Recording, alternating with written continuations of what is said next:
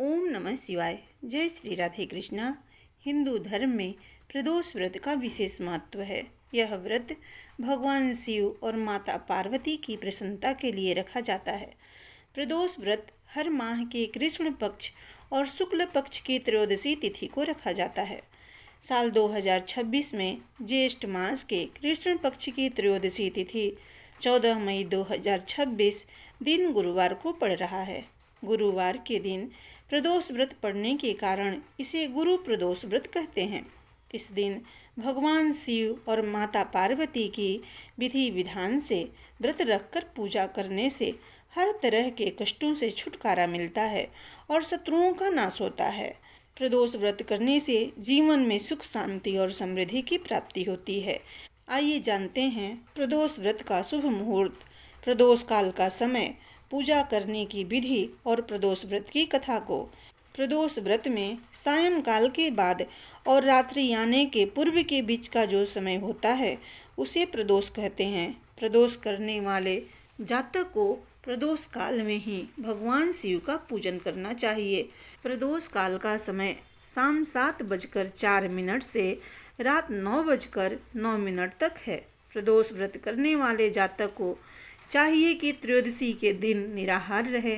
शाम के समय स्नान आदि के पश्चात श्वेत वस्त्र धारण करें और प्रदोष काल में भगवान शिव की पूजा करें और ध्यान करें कि करोड़ों चंद्रमा के समान कांतिमान त्रिनेत्रधारी मस्तक पर आभूषण धारण करने वाले पिंगल वर्ण के जटाजूटधारी नीले कंठ तथा अनेक रुद्राक्ष मालाओं से सुशोभित वरद हस्त्र त्रिशूलधारी नागों के कुंडल पहने व्याघ्र चर्म धारण किए हुए रत्न जड़ित सिंहासन पर विराजमान शिव जी का ध्यान करते हुए शिव जी को प्रणाम करें।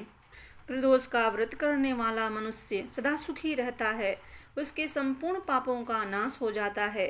इस व्रत के करने से सुहागन स्त्रियों का सुहाग सदा अटल रहता है, बंदी कारागार से छूट जाता है। जो स्त्री पुरुष जिस कामना को लेकर प्रदोष का व्रत करते हैं उनकी सभी कामनाएं भगवान शिव पूरी करते हैं। गुरु प्रदोष का व्रत शत्रु विनाश के लिए किया जाता है। प्रदोष व्रत रखने वाले को 100 गोदान का फल प्राप्त होता है।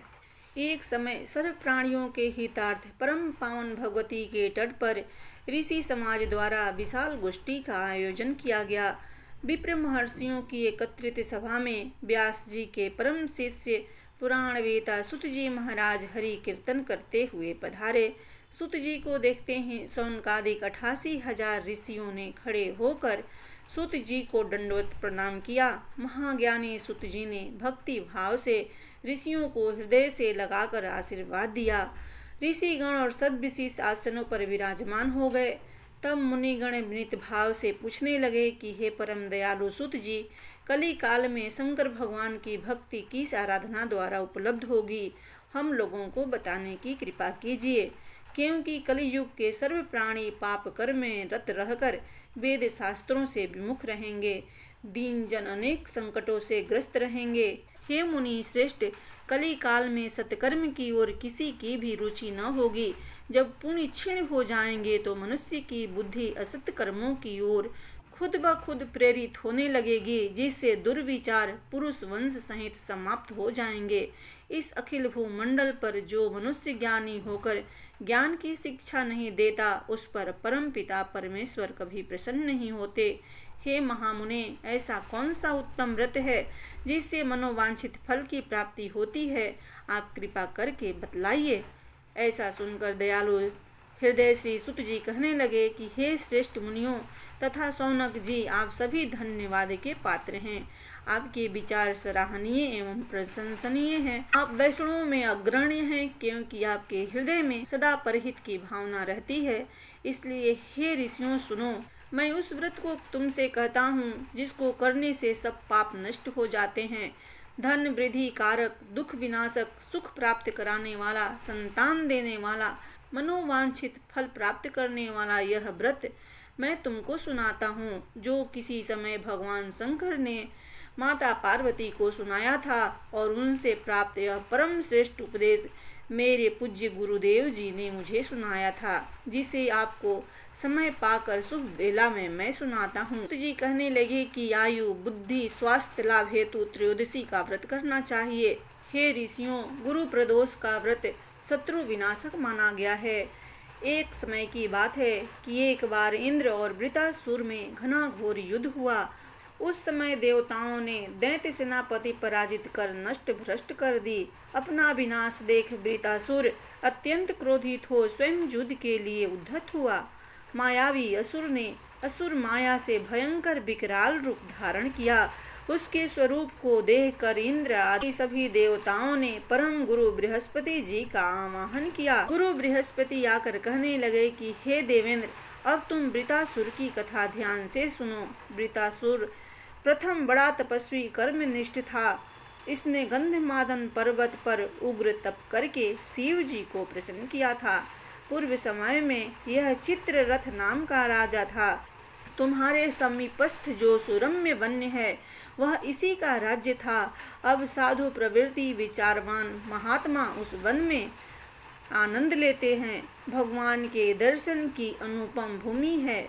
एक समय चित्ररथ स्वेच्छा से कैलाश पर्वत पर चला गया।